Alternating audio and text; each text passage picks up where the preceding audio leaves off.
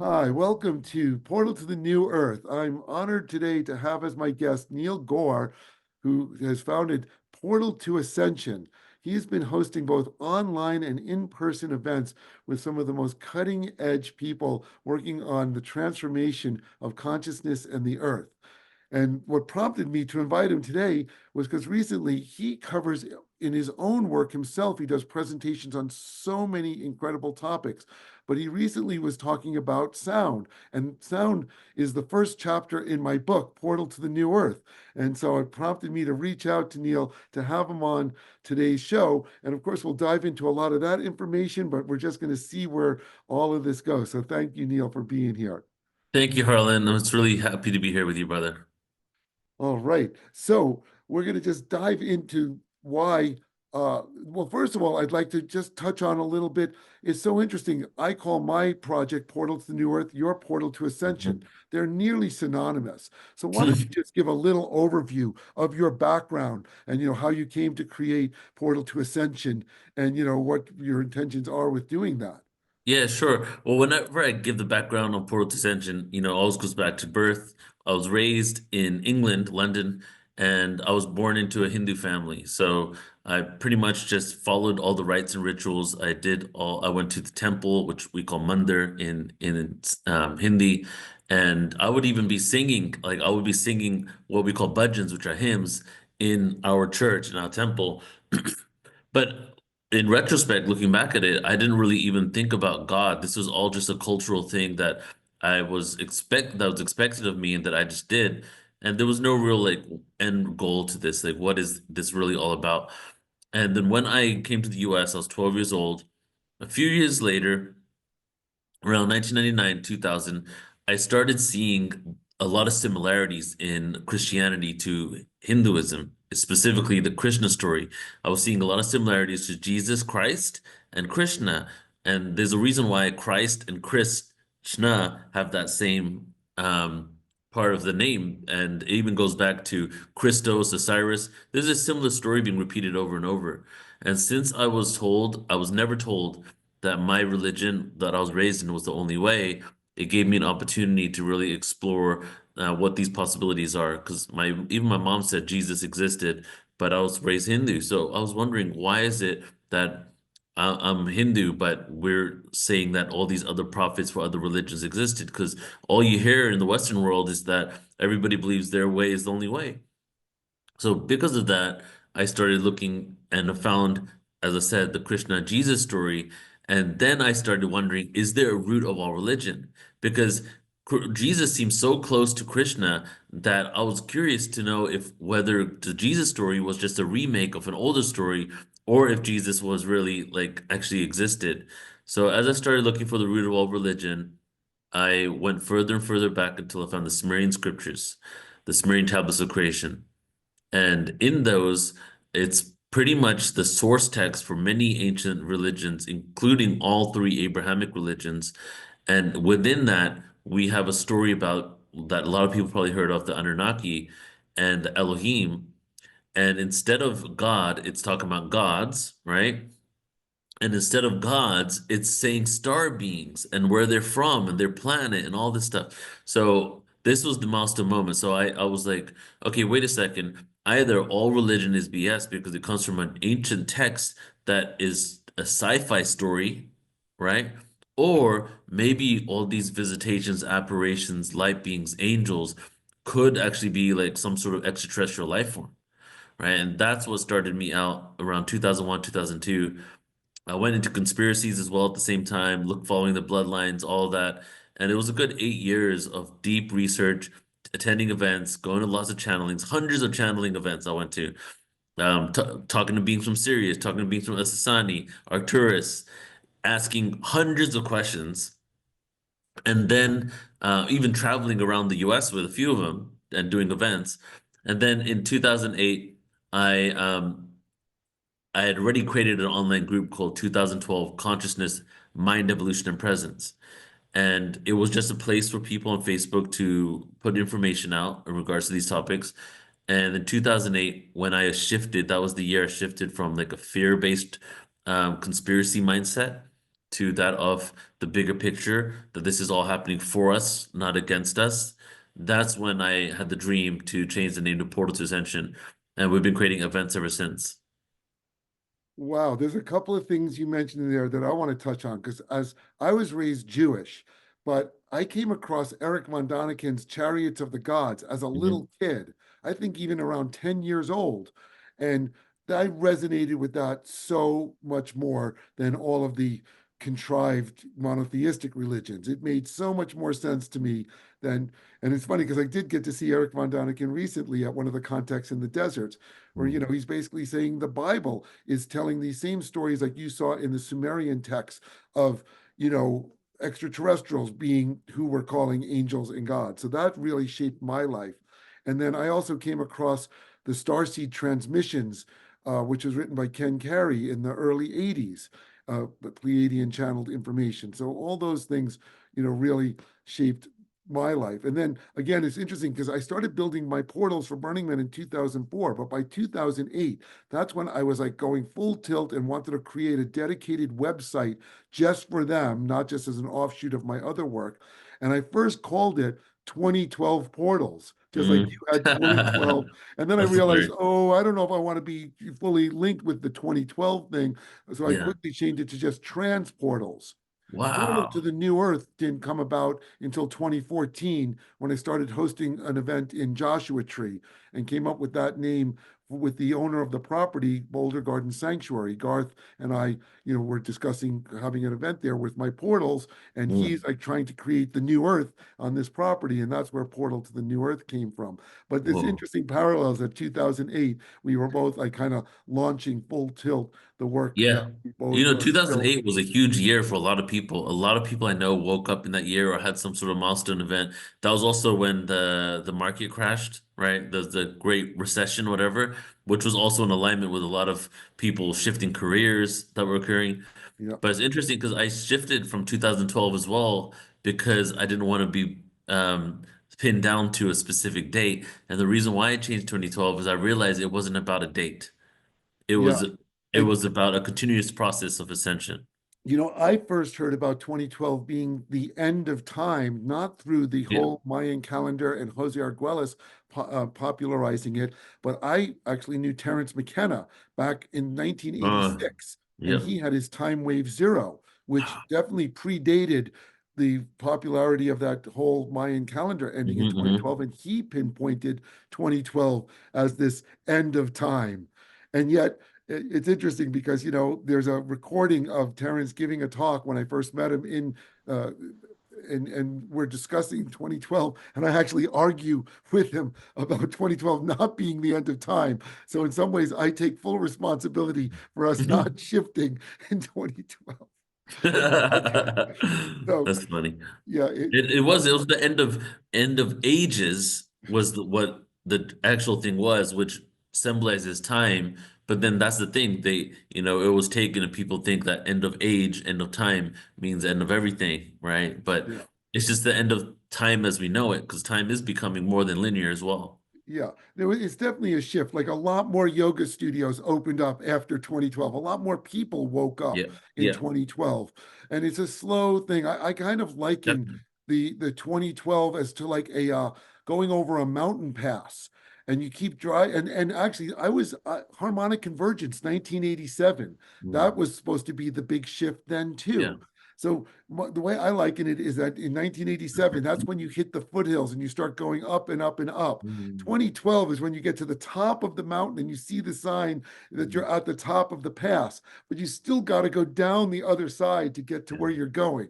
So Yeah. we're on the downward side of that. Things are shifting still. And, I guess, Yeah. I agree with that. it was 25 years from 1987 to 2012. So from 2012, another 25 years to get out through the woods, Right. off the mountain to the new earth that we're shifting into. It's not just like a shift like that, but Exactly. we do see it As you're happening. saying that, I'm realizing as well, like something I talk about in regards to the politics of the world is that if you go back 30 years ago and you ask people in the US, do you think your government is corrupt, trying to poison you? And literally, bottom line is they don't care about your life. nine out of 10 people say no, that's probably not the case.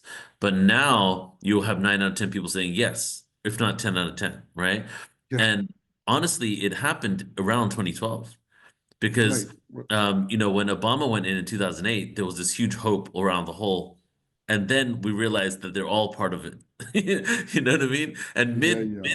the midway was when like we saw all the corruption, and around 2012 time, I would attest to the fact that a lot of people lost faith in the system around then as well, which is a good thing because the thing is, we can't rely on these foreign leaders to save us.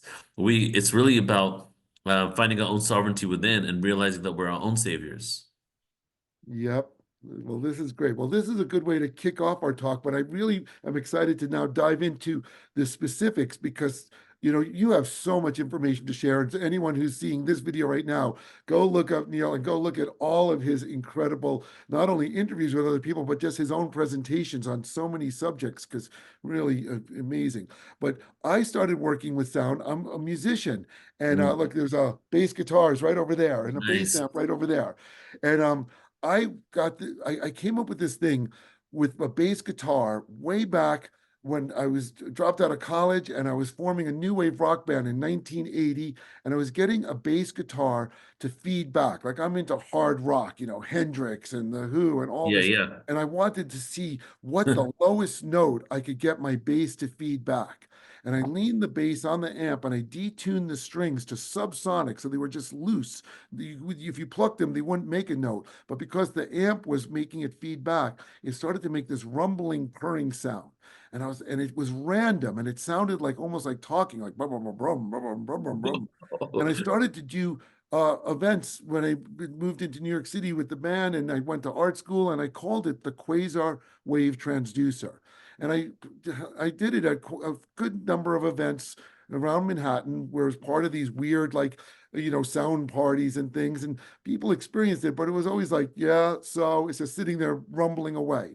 It wasn't until I started to build the portals at Burning Man that I hid the quasar wave transducer inside of the portals. And every single portal I've built for Burning Man has had this sound of effect inside of it that is subtly vibrating it and kind of like activates the whole experience.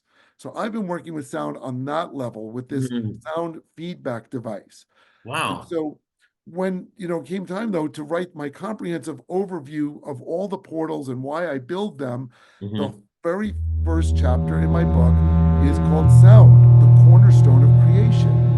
And of course, from in the Bible, it says first there was the word, and then scientists, the Big Bang. I mean, it's Hmm. synonymous. It's like from every level, from esoteric, metaphysical, spiritual to our practical 3D, Yeah.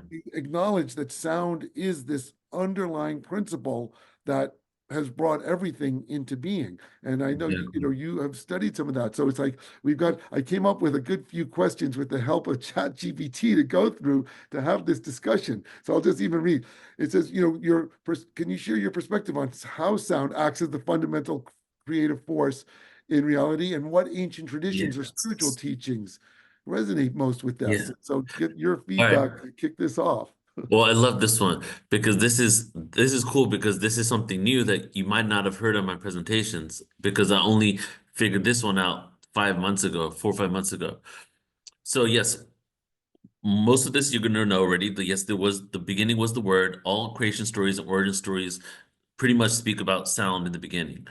I I did a presentation on creation stories and ancient civilizations. I went through a couple hundred different origin stories. I dissected them by these ones talk about ETs, this one talks about life on Earth, this one talks about life before life. These ones talk about sound, and almost all of them has some element of sound in there, even ones that you didn't think were talking about sound. If you looked at the metaphor and dissected it a bit, it really did allude to some sort of vibratory essence in the universe. Um, Including like when the cosmic egg cracks open and the eagle spreads its wing and all matter is formed from those wings. It's actually speaking about frequency and sound creating reality and life, right? So a few months ago, I was in Vipassana, the 10-day silent meditation thing in Bali, and and I've been really doing a lot of shadow work this last year. It's like my second Saturn's return, I guess, like deep shadow work stuff going on for me. And so I'm thinking I'm in there, I'm like, oh man, I'm gonna create a shadow workers course. So we're talking too much about the light workers course. No one's talking about the shadow workers course. So as I'm considering this, I'm in like 6 day in meditation, complete silence, darkness, my eyes closed. I started getting all these analogies about light and darkness. And then I see and I have this revelation that we talk about like all those origin stories, none of them talk about light in the beginning. None of them. But we call ourselves light workers. We sing return to the light, all these things. The light and the light workers and returning to the light are still a part of a matrix construct. It's not a bad construct. It's a construct of a game of duality that we've created for ourselves to play, returning to a light that's still not transcending out of this construct or even a construct within a construct. Who knows how much fractalized we are. So I realized in the beginning was a frequency, and the frequency sped up to become light. The frequency increased in frequency, and when it became really fast in frequency, it became light, but it also lowered itself in frequency to become density and darkness. So all came from the vibration and light and dark. Light, God isn't light. God is vibration. God just is. The people call it the isness, right? God is the isness, the neutrality. The light isn't neutrality. The light is still a beautiful thing, but it's the other extreme of the density that we created. So to me, that was the analogy that really symbolizes that we're all frequency, and instead of going from one extreme to another, which is what we do in this world, we always like try to balance one thing out by going all the way to the other side. If we come somewhere in between, we're able to integrate the light and the darkness, and by integrating those two polarities, that's when we truly transcend and create a new world. Yep, that's a great point. And I figure a little tangent because we didn't mention Aborigines, the most Yeah, ancient people talk about their song lines, this in that, yeah, but also I touch on the fact that whales with their songs, I think there's a real significance, and I don't know how much you tuned into the cetaceans and whales, and the fact that they make these sounds that could be heard, across the oceans, yeah, and yeah. just a little side note on Right. here on Earth how important sound is in life. So my friend my friend and also researcher Michael Tellinger, right, has done a lot of events with Michael, and he did an experiment underwater with sound, and sound traveled faster than light underwater. Okay. So with the medium of water, basically sound was almost instantaneously heard. So when a whale and a dolphin is speaking, it it takes much shorter time than it would if you were out of water for that other whale or dolphin on the receiving side to receive that frequency, which I thought is very interesting the way it moves there. And it might even be the same thing for space, because a lot of ancient civilizations call space the second ocean, and in a way it acts like water medium. So sound is just tapping into the quantum reality, and through the understanding of quantum entanglement and non-locality is that all information exists all over the universe simultaneously. With non-locality, you're able to pull data from a subatomic particle, and you're able to receive data about something else that's happening all the way on the other side of the galaxy, the solar system, instantaneously. And that is, in essence, the sound frequency that just exists, or maybe even like it's like the code. Maybe we're tapping into the code of what we're all made up of, and we realize the information for the entire reality and how it was coded is available within every single atom that exist around us, including the desk around us. We can extract that information. Yep, and interesting, you talk about sound in space, and they have these recordings of what the Voyager spacecraft picked up as Hmm. sound in space. And at first I thought, no, it must be it's a vacuum in space, there's no sound. It must be electromagnetic radio waves transduced into sound. But I actually spoke with Randy Masters about this, and the fact is that interplanetary space, the entire solar system, is not a vacuum. It's extremely rarefied. So it's close to a vacuum, but it's still filled with millions of atoms per cubic centimeter, and they're all vibrating. And the Yeah. sounds that they actually picked up on those spacecraft are physical sound vibrations. There is sound in space, and that's Yeah. something scientifically true. Because I'm a real stickler, as much as I'm very metaphysical and into all the esoteric woo-woo stuff, I also like to be very grounded in Yeah. science, Same. which is going to cause me to counter a point that you said that Michael Tellinger told you. Sound in water doesn't travel faster than light. Sound in Hmm. water travels much faster than it does in air, so Hmm. that it's and it also can be conducted very long distances. Hmm. Whales are known to hear sounds, especially now we've polluted it with a lot of sonar and shipping and all this stuff. But in an Hmm. ocean, whales communicate over hundreds of miles, and the sound travels much, much faster than it Hmm. does in air because it's a much denser medium. So just to be on point, because it would be impossible for sound to travel faster than light unless that's Hmm. in some other uh, metaphysical dimension. But we're talking Well, about and 3D when you have physics. light in water, the water also bends the light. Yeah, yeah, that too. Yeah, water is a completely different medium, but yeah. And I just, and I touch on in my book though that the fact that, also I remember reading John Lilly's books, Center of the Cyclone Meta Programming and the Hmm. Biocomputer, and he worked with dolphins extensively. And I remember having this intuitive flash. This is way back when I was really, reading these books back in the 70s actually.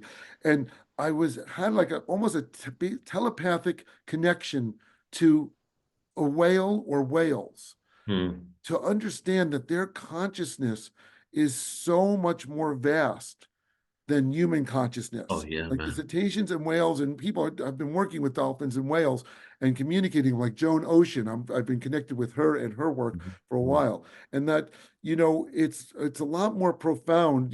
We as humans get locked into we're for the most part right now on Earth in a pretty narrow 3D Hmm. mindset. That even though our science that we've developed is extraordinary and we can make jets and computers and things with it, Hmm.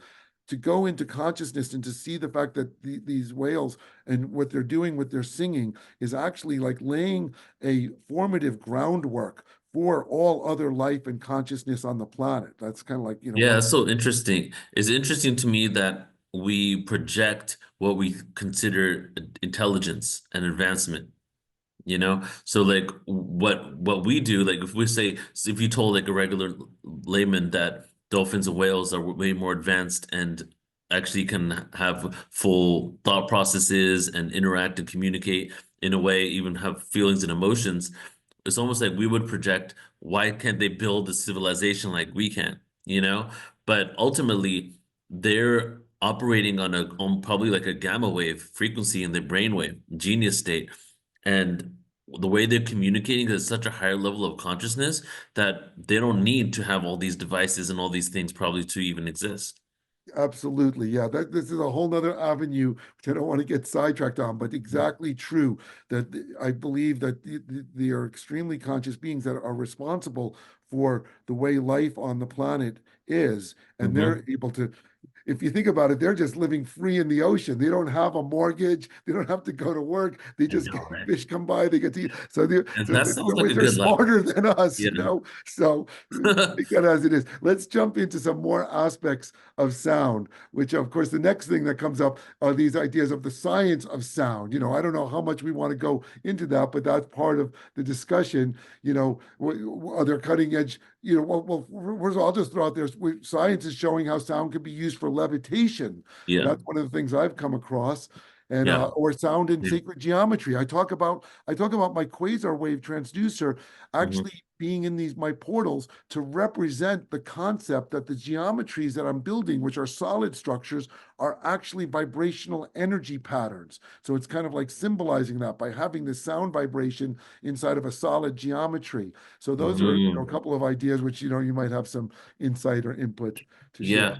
Well, just to speak on what you had spoke about the universe and the sound of the universe first before we get into this. Also, Pythagoras said he speculated that, and he called it music of the spheres. So part of a lot of what he did was that he said, from his understanding of sound vibration, all the experiments they're doing, that he believed that there was all those planets had their own sounds, and he called it the music of the spheres. And as I showed in my presentation, the ultimate sound frequency one, when we listen to those sounds, now we can actually prove what he said. So the concept is everything is vibrating. And so when you talk about now technology and the science of it all, the reality is on the subatomic level, we're all frequency, right? And we're now, what I like to say is we've pierced through the veil, right? We used to think everything was as small as an atom. And if you go around the world and you ask like 100 people right now, just on the street somewhere, what's the smallest particle in the world? I bet you anything they say an atom, because people haven't caught up with the new information, right? But we now know that atoms are made of subatomic particles. Subatomic particles vibrate. And when we perceive them, they seem to vibrate in and out of reality. So everything is vibrating. So doesn't it make sense that all things that vibrate could affect our vibration? And and is there a possibility for disharmonic expression of vibration and a harmonic expression of vibration? These are the questions that we need to start asking. And when we start asking those questions, then we start looking at what frequencies we're bombarding ourselves with, whether it's EMFs, Wi-Fi's, all these things, and music, and the people around us, and emotional states and positivity and negativity and hatred and all these things. And we start looking all of these as vibrations and realize that we can actually start dissecting this in the form of a science, that we can quantify how our external reality will affect our internal vibration. And just like Dr. Emoto did, we can actually do studies and tests to see that, right? And as we start seeing it, and people now realize this is the case, you and I know it's the case, many thousands of people do, there's going to be a move, and it's already started, where technologies are going to be created now in order to basically harmonize the frequency of the body, increase the frequency, help combat all types of illnesses. I've seen specific chronic illnesses. I won't go into which ones because Big Pharma still doesn't allow this information out, but certain chronic illnesses that have gone into remission from the use of sound and frequency.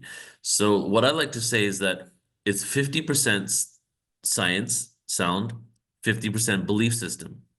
We're such strong beings that whatever we convince ourselves of, the universe will give us back.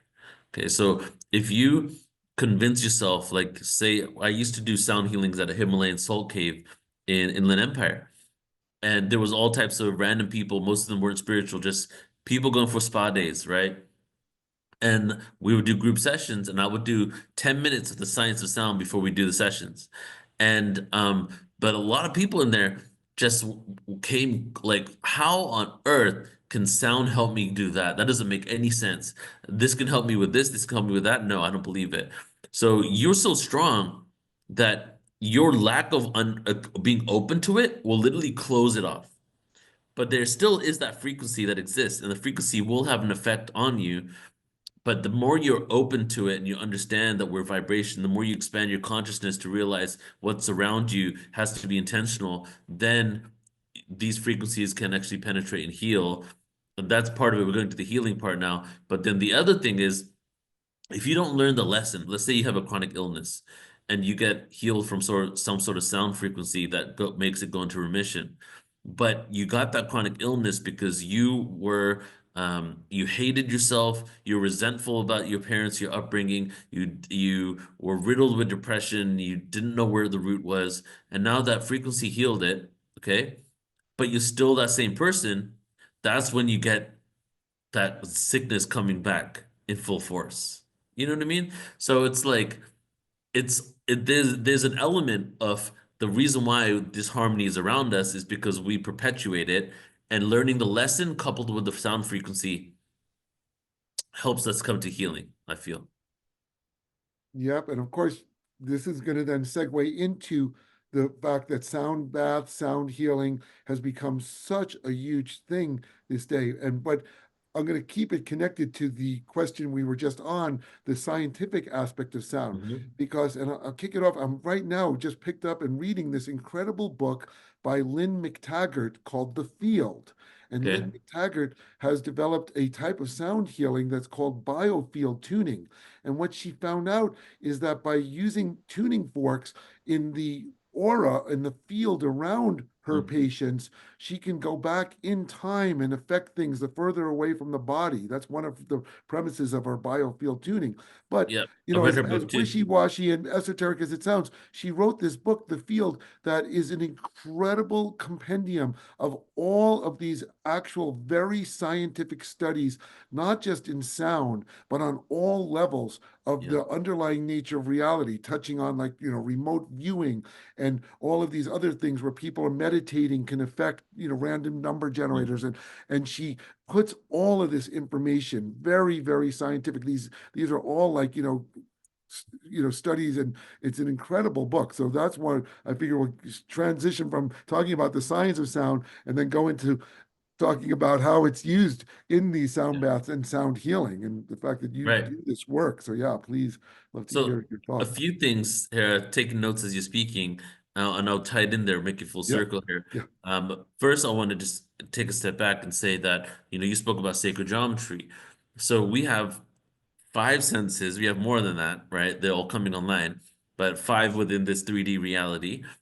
And everything is a vibration. Everything you see, this cup is made out of a specific frequency. It's this frequency.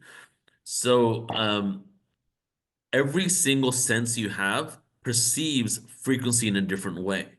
So, for example, sacred geometry. You're looking at sacred geometry, that is the visual representation of a frequency. This cup is a visual representation of a frequency. The sound, of course, is the sound of the frequency.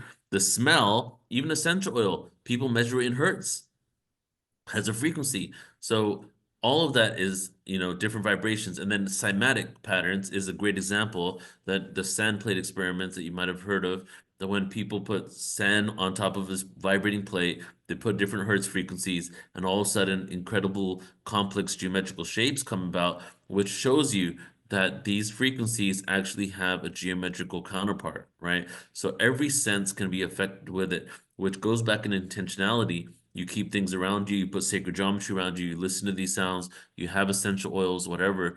All those things can assist in your vibratory frequency. Now, moving into a little bit on the science and then more into what you're saying here. You sp- um, you were speaking about what Lynn McTaggart was doing with the tuning fork. So this is an interesting counter component that connects the science and spirituality, because we all have an aura, right? And an aura, a lot of people think is some metaphysical term. Some people don't even believe it exists, but that's actually been proven. To me, this is a great example of the proof of consciousness and metaphysics. Is we all have subatomic particles. The subatomic particles vibrate. The subatomic particles create an electromagnetic field around us. The Earth, we already know that the Earth has its own electromagnetic field because it has its own vibration that creates it. Every celestial body has their own frequency and field. We are a body that exists as well, made out of subatomic particles. So our electromagnetic field is our aura, and a lot of people have done tests on it to see what kind of things, what kind of thoughts, what kind of beliefs, what kind of tools expand our aura and weaken our aura, right? So that's what she's basically doing, Lynn McTaggart there, which I think is incredible. And this is us understanding that spirituality is truly a science. I consider spirituality the science of vibration, right? And then one last thing, I know I'm jumping all over the place here, but you made some good points I wanted to talk about. Remote viewing. When you're remote viewing, you are tapping into non-locality. You're tapping into the fact that all information exists all the time through the vibration of existence.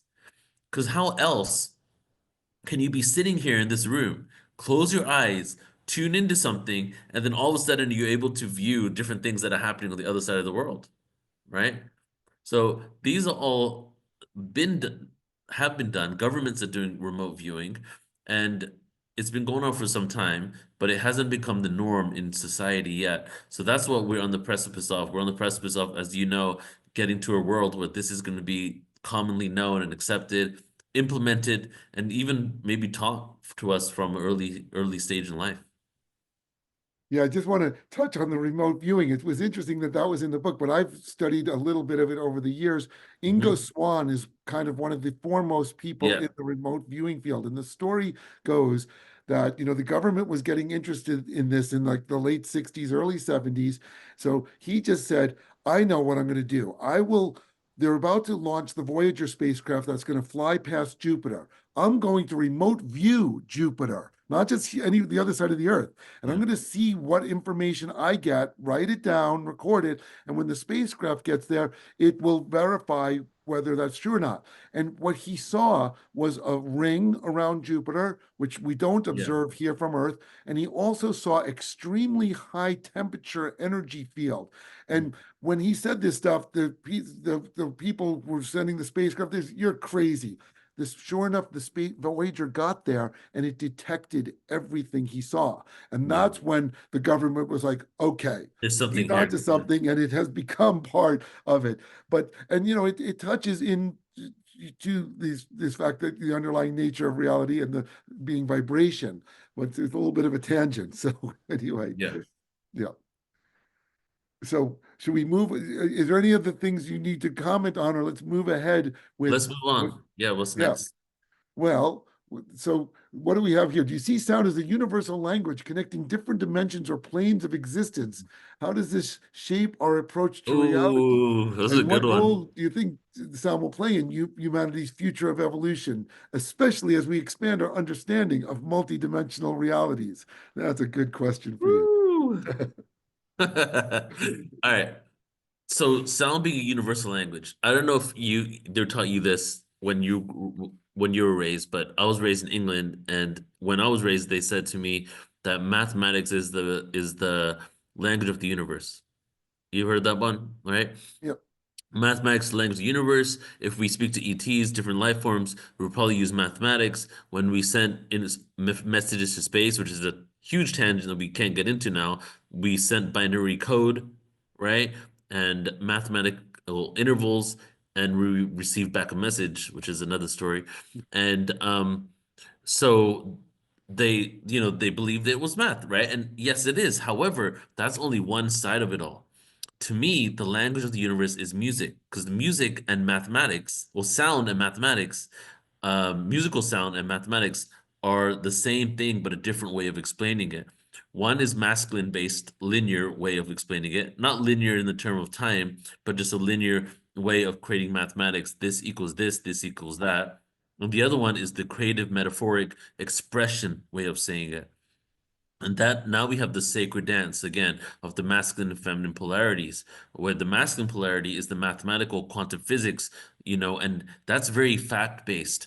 This plus this equals this. Like, for example, when the Big Bang occurred, the Big Bang occurred, something exploded and then all of reality began to start getting created, whatever.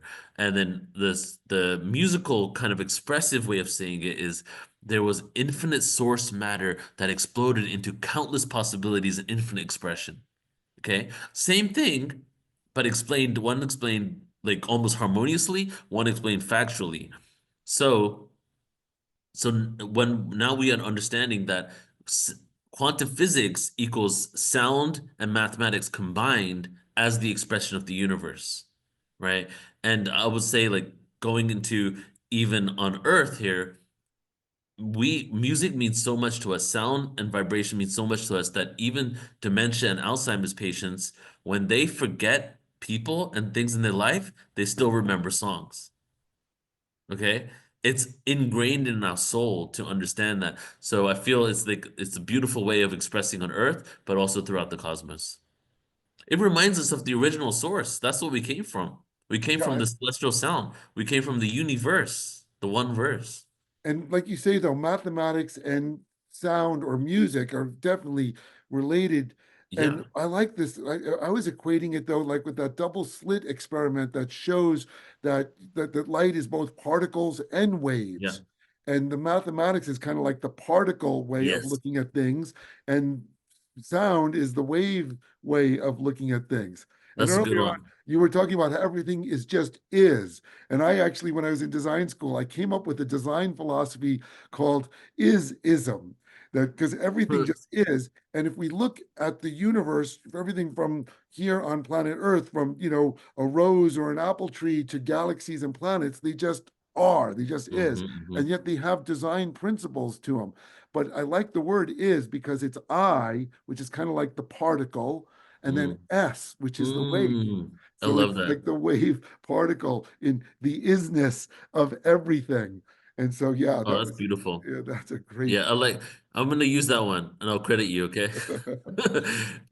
So, and then the other part of your question was planes of existence. Exactly. So, I give these examples often, but it's oversimplification because ultimately I don't know what hertz vibrational frequency is one dimension.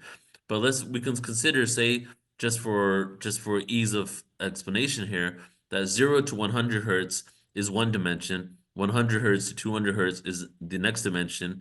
This isn't the case. We don't. Maybe someone knows the numbers out there. And so what's occurring is that when you shift into frequency, and I don't like to say higher and lower, I think higher and lower frequencies are actually constructs of a world where we believe in hierarchy. And I don't think other beings and that are more advanced than us, I would say, consciously, even consider everything lower or higher. I like to say harmonic or disharmonic. Okay. So there's certain harmonic intervals that allow us to have expressions of different frequencies of creation, of existence. And you can call those dimensions. And this could be maybe even the fifth dimension compared to the third and the fourth, which we're in now. So as we shift into the fifth dimension, I don't know if it's a higher dimension or what it is. All I know is it's a different dimension of a harmonic expression. Okay. A reality that's a harmonic expression. So as we shift in frequency, we end up matching the vibration of another reality that is more conducive to where our consciousness is. And what happens is before reality manifests, because as many ancient tribes have said, including the indigenous of the Americas, as the last word, thus she thought, talking about the thinking of existence and source into creation. Thus she thought about it all. Our thoughts literally manifest reality.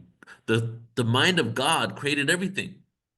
And now we are fractals of that God as sentient beings. As every being becomes sentient, they want to do what Source did, create in their image. And as we became sentient ourselves, that spark of consciousness is within us, and we are now thinking a new reality into an existence. So that's why it's all about shifting our consciousness. The more and more people shift their consciousness to this new paradigm, all of a sudden, the external reality has no choice but to reflect that for us. And that is how we're moving into another plane of existence. Even when people do channel, for example, when you're channeling an ET or a being, you are shifting your internal frequency through collective intention, through maybe soul contracts, through meditation, through breath work, to be at a level where you can match the frequency of a being that exists into another plane. And then you have a relay of information into this reality. So as we're understanding sound, it's going to be across the board. Healing, music, everything around us, technologies, travel, anti-gravity, and the ability to communicate with other realities and dimensions. You mentioned the harmonic relationship of things in these different dimensions, and it made me think of Ashiana Dean's Kylantic physics. And I've Mhm. seen her chart showing the different like dimensions and then the harmonic universes that each one connects to. And I've been familiar with it for quite a while. And then recently, various other people have been referencing this Kylantic physics way Mm. of understanding. So I don't know how much you've been exposed to I don't this. know any of that. 15th dimension, and Ashiana Dean, she kind of popularized it, in these books, the Voyager series, many years ago. Yeah, no, of her. And then Yeah, and it's interesting because she breaks down, and it's true, like you're saying though, it's not like higher or lower, but it is a great way to map out and understand, where we are in reality and how reality Yeah. and the universe functions, and especially besides just in each of the dimensions, to group them into these like harmonic levels. And Mm. like I say, I'm not super familiar and versed, so I can't go into much more detail than what I just said. And I just wonder, if you've ever seen Well, these I or know, I know much of mean, her work. Yep. you're a friend of mine who has your namesake, Phil Gruber. You know him? A little bit. I've never Yeah. seen him speak or met him, but yeah, I He know. was married to Ashiana Dean, Oh boy. and a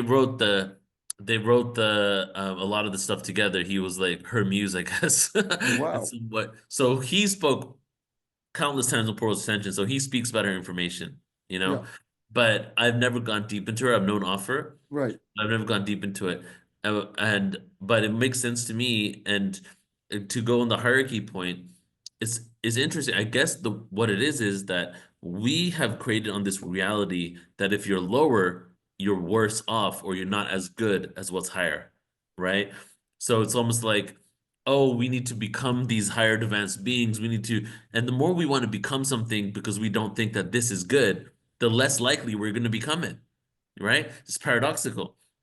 So we've created, so there is some sort of actual cosmic hierarchy in the ladder that we climb, but we've made it that the people and the beings in those realities are more ignorant and less aware or than the ones that are higher, which isn't always the case because Earth, for example, is a gift of very advanced beings were gifted this reality. And the reason why a lot of we're the biggest light show in the universe is we have a very unique physical makeup. We're able to tap into multiple dimensional realities within our body, right? Some say every chakra is a dimension, and we can be seventh dimensional beings. But then others say that there's the 12 dimensions, and we have the ability to tap into 12 dimensional chakras within our body, meaning that as we exist on this body, on this earth, we can access 12 dimensions. And a lot of other beings and planets, they exist at harmonic frequencies, but they're up here. They're not full range. You know what I mean? So it's like we got to realize that there is some sort of ladder we're climbing that we self-imposed, but it doesn't mean that we're lesser than. And the more we think that we're lesser than, the more we're going to stay like that.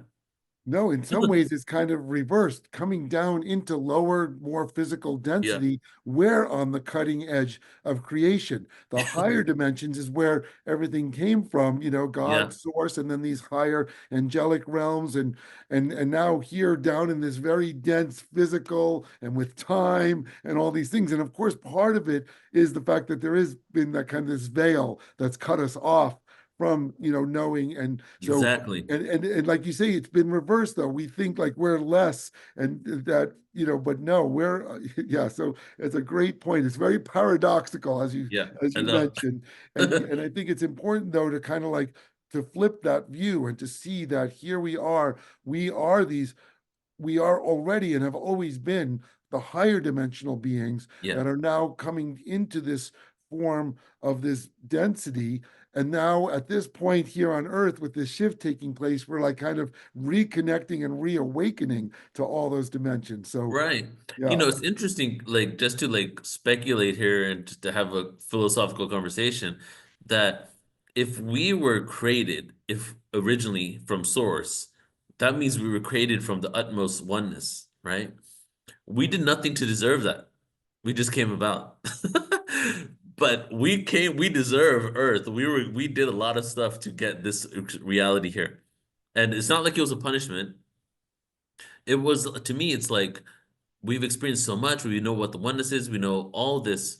How can we get more experiences? And the perfect way to do that is to wipe our minds clean of everything that we've experienced and then throw us to the wolves, if you will, you know, to experience something other than full remembrance, which we've had in many lives.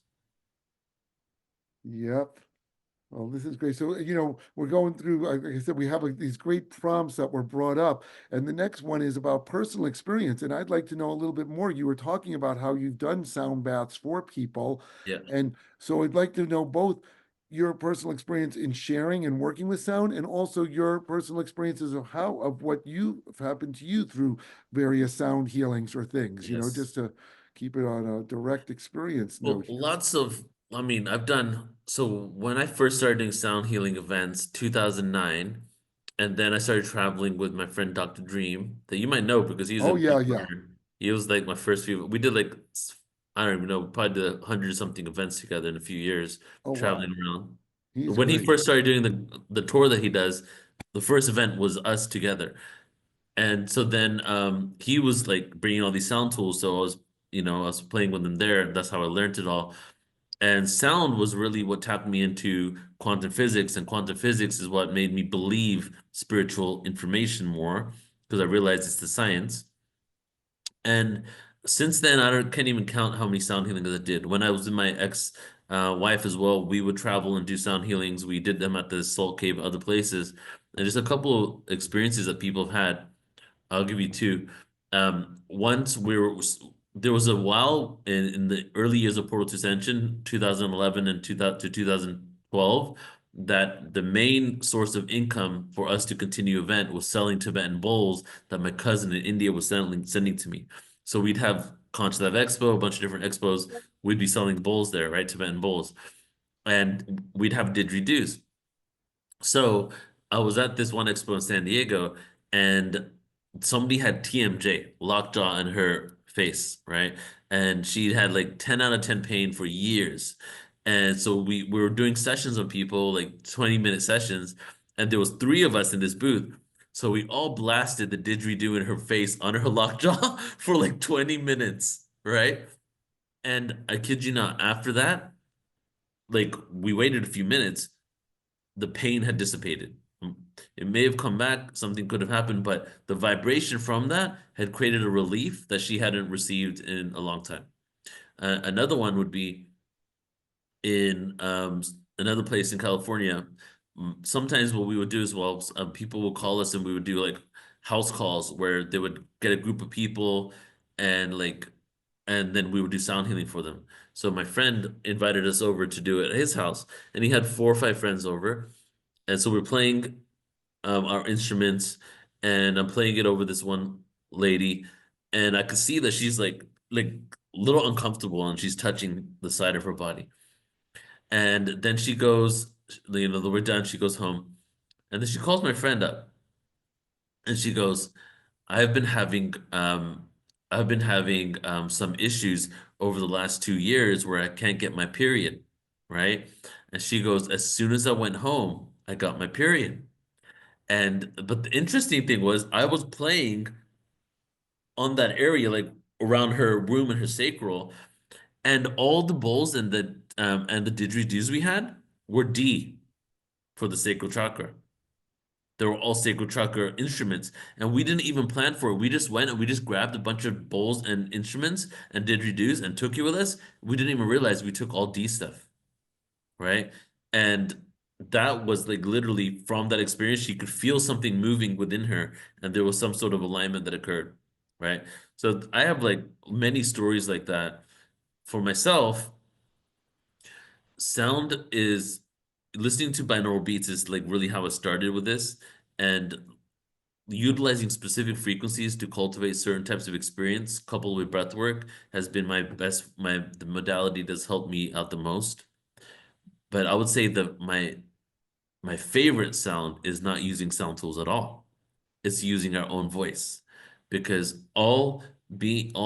most instruments, if not almost all instruments for my research, were designed in the past to mimic the sounds we were hearing in nature or the sounds we were able to create ourselves. And I feel that could have happened as we're devolving in consciousness.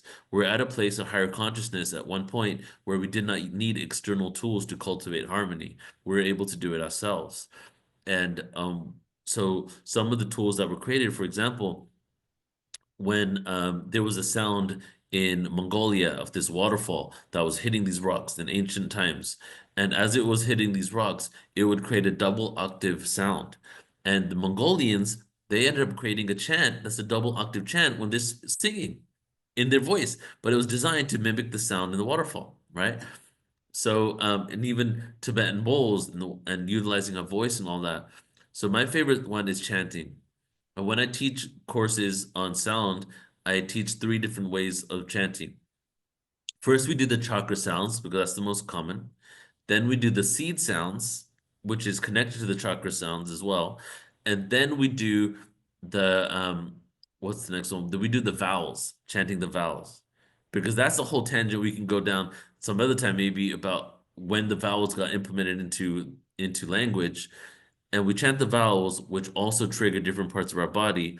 And then the ultimate sound frequency. So this is what we're doing. We're going from the most commonly known to to the lowest base denomination of how you can utilize sound and shift your frequency in your body. Then we go to the humming effect, humming.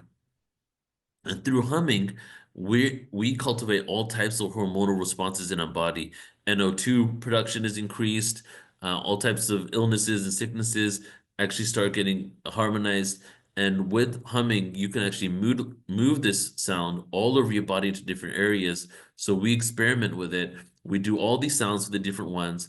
Every time we're done with the sound, I ask everybody where they felt this sound, and then they put it into the chat. And then we what we do is as we're doing that is we connect the right and left brain hemisphere. We do the sound, we experience the sound, and then we go into the other side of the brain and then we connect where we're feeling it. So we create that mind-body connection, right? So that's been my favorite. And when we were in Egypt last year, we were in the King's Chamber with JJ and Desiree Hurtak, and we were chanting for 2 hours. Then the group leaves, right? The first group leaves, but we had 100 and something people. So first group left, then we had the second group come in. So we continued chanting with the second group, and I was in the corner of the King's Chamber, man. And the whole thing, after 3 hours of chanting, vibrating. It felt like if imagine like going through a Stargate and all of a sudden reality as you know it's vibrating about to crumble. That's what happened. And as everything was vibrating, I saw a dragon in my mind's eye come from the top of the king's chamber and blow fire into my third eye. That was the most tangible experience of sound I've ever had, right? So yeah, just to name a few of the different Wow. experiences I've had. That is so great. So, okay, that brought up a few things. First of all, I've had people come to me that experienced my portals and said they were leaning against the portal to get the sound vibrations, and they had some chronic illnesses that seemed to clear up from that. So Mm. that was always nice to Yeah. hear that. And then I started working with sound baths in my portals in 2008 after I saw this galactivation sound healing led by Jonah Kai at Lightning in a Bottle 2008 in the spring. So that summer at Burning Man, we brought them out there and we did these major sound baths that they used everything from Nice. Tibetan bowls, didgeridoos, and vocals.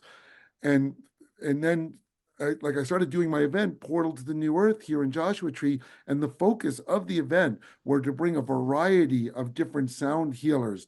That was like really the focus. 50% of the event was just Mm. different types of sound baths. So and then in my portal installations, both at festivals and Burning Man, I've been inviting sound healers to conduct Yeah. their sound healing in it. And so it's been like a very intrinsic. Although I personally, besides having my sound device vibrating it, I haven't performed, but I'm always working with people, and it seems to just be such an important part. But then you were touching on the fact of chanting, and actually that's really interesting because I didn't even make this equation because when you play the bowls, the didgeridoos, and you're doing a sound bath, it's a very formal sound experience. But if you're just no instruments and just chanting, and Mhm. the very first year I had the Diamond Portal at Burning Man, my good friend who helped me bring it there, his name he goes by Jimmy Whiz. He went out the very last day, and then he just started toning and chanting along with the quasar wave, and he Mm. ended up staying there the whole evening while the temple burned and could get other people to start chanting with them. So in Oh, that's awesome. 2005, we actually hosted right at sunset for an hour just toning and chanting experiences where we invited people to start to tone and vibrate. And of course, we should mention Jonathan Goldman, who's one of the foremost experts on teaching this. And he's gone from just toning and chanting to the humming that you Yep. mentioned. Yeah, So any form exactly. of that, and in some ways, doing it ourselves without any instruments is the most powerful because we're directly vibrating our body with Exactly.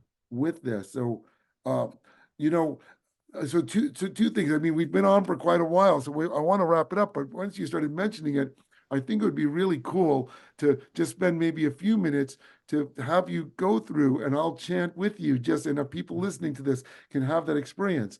And so, and then also though, I'll touch on it right now, and then we can close out our whole session after we chant with any final thoughts.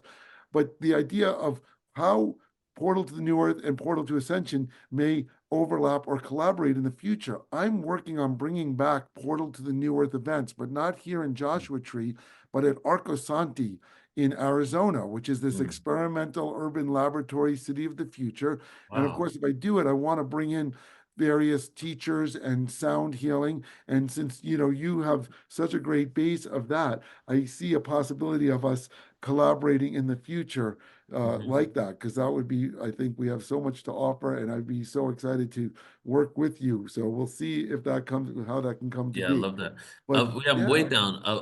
My one of the intentions, I mean, you must have heard this on Portal to Ascension, collaboration over competition. And one thing I love to do at different events is bring in all these people that are doing their own thing so that we can come together to create something together and join. Because if we bring all our forces, all communities together, we're just gonna have more of an impact, you know? So, and you're in the festival scene and you already tapped into that, and that's something I'm gonna move into. I'm gonna do actually this is spoiler alert. I haven't announced it yet, so this is an exclusive, bro. I'm gonna do a Tulum music festival January 2027, and it's called Heal the Music Festival Tulum, you wow. know? All right. So So, we've got and some I'm bringing time in to work on that, organizations. to bring it So together. as you're Yeah. doing your thing, let me know. And if you want to be a part of the Tulum Yeah, thing as yeah. well, we'll talk about Of that. course. Yeah, no, Mhm. this is great. And of course, we're recording this just a couple of days before New Year's of 2025. And so this is a great conversation to have to kick off Yeah. 2025 when this will get put out there. But yeah, why don't we close with just a few minutes, whatever you think is best, since you're adept at it, of chanting with the chakras or something like that, Yeah. and so have a direct experience of sound with our bodies. So thanks. Yeah, I think what would be good is for us to we're just gonna go to the vowel sounds because it's something people don't do too often. We'll do the vowel sounds and then we'll do three hums. And since, it'll take us a while to do it all, what we'll do is we'll do A, E, and I, and we'll chant each of those three times. And then we're going to do humming and I'll guide the whole experience. We'll do the humming, and after the first hum, we'll attempt to see if we can move the hum. We'll see where we feel it and see if you can move it into your chest, into your heart, into your stomach, into places there's discomfort, and really start playing with the frequency. And again, I'll guide the whole thing. Yeah, go ahead. And I'm going to switch to, because I just recently I did this session with someone and they started to tone and hum, and Mhm. Zoom canceled it because they have that thing. So I want to make sure we have live performance audio. Yeah, I That, got to do that it on my is end that too. is Hold on. selected because I don't want it to drop out. I was so shocked Ah, here we when go. Zoom will cancel, but it is selected, so we Okay. should be ready to go. Fingers crossed this comes out recording and sounding really good. And So you'll hear it too, because if it doesn't come out well, you should hear it, and then you can right. let me know. Okay, Okay. thanks, Neil. So let's do So this. Thank you what so we'll much. do is Yep. um I'm gonna just firstly show everybody how we're gonna chant AEI, just because it's really full expression. So everybody Oh, just listen for now. So we're gonna take a deep breath in and we'll do the A. A.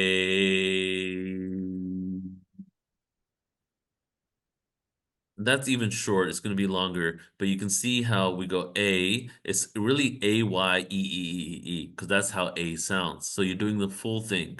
And then it goes E, which is just a pure tone, E. And then there's I. And I is I. Because you're really doing the whole thing. So again, I is kind of like I and then a few E's afterwards because you're amplifying and emphasizing the whole sound, right? So we're gonna do all three of those, take a break, and then I'll guide us into the hum. So go ahead and just get comfortable right now and begin just tapping in, tuning into your breath.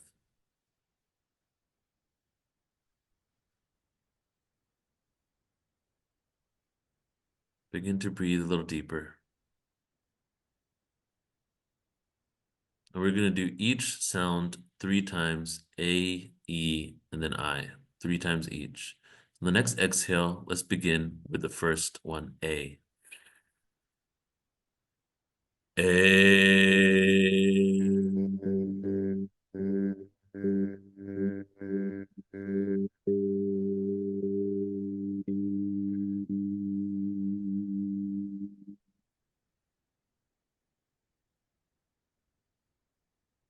Inhale.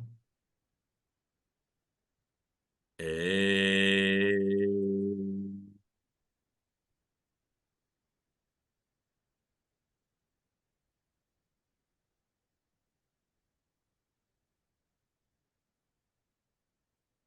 Inhale. A.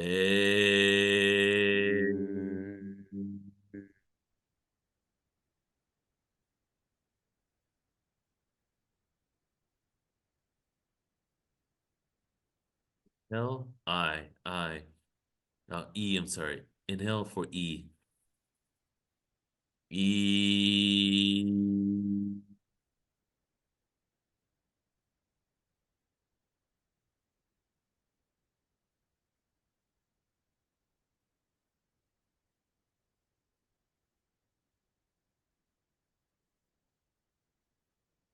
Inhale. E.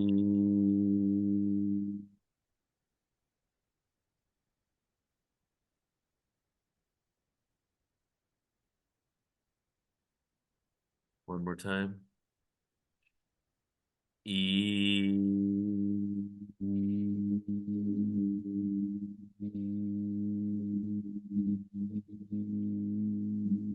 Inhale and chant I. I.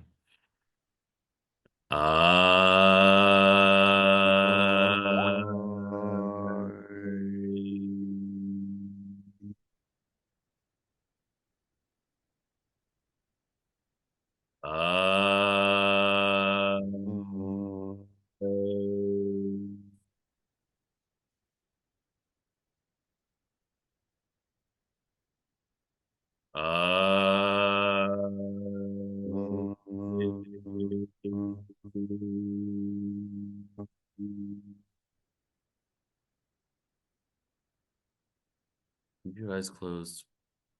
Now just take a few moments in silence to feel the frequencies in your body.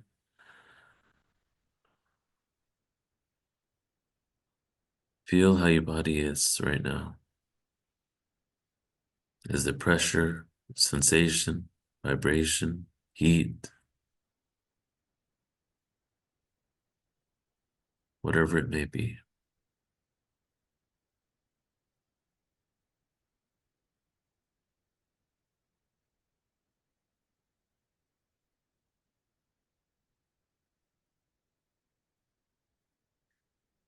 Continue to breathe normally in and out. And we're going to get into 3 hums now. And the hum will go like this. Hum.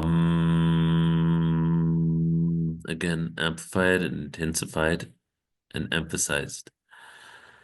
And the first hum, you'll just experiment with the sound of hum. And on the second and third, see if you can feel where the hum is. Usually it's in your throat and your chest first, that's where you're humming from. See if you can feel your nose and your nasal cavity and your upper chin moving. And if you can move that hum to your gut, to your heart, to the back, see if you can move the vibration around. And I'm not going to guide us to the 3. We're just going to do 3 hums ourselves. And again, first one, feel the hum. Second 2, see if you can move that hum around. So the next exhale, take an inhale and let's begin. Hum.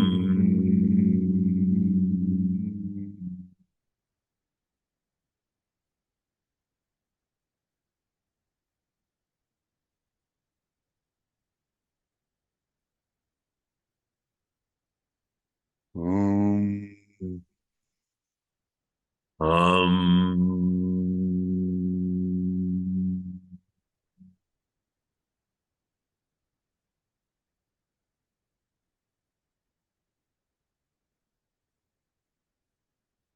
Mm, mm, mm. Um,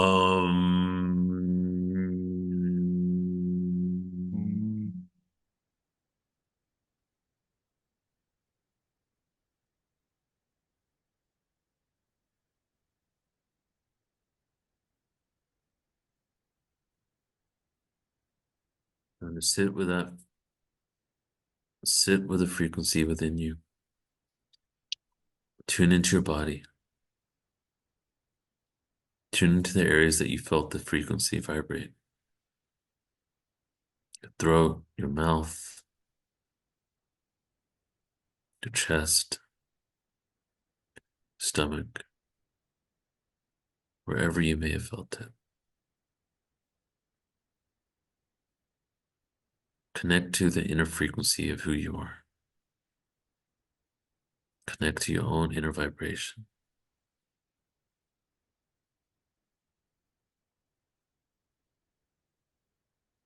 Connect to the power within you that you've just tapped into.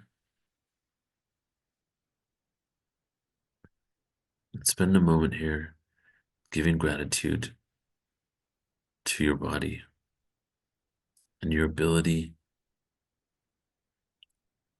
to tap into your own frequency. Spend a moment here in reverence to your own physical being. Now put your hand on your heart. Let's take a deep breath in together. Breathe out through the heart.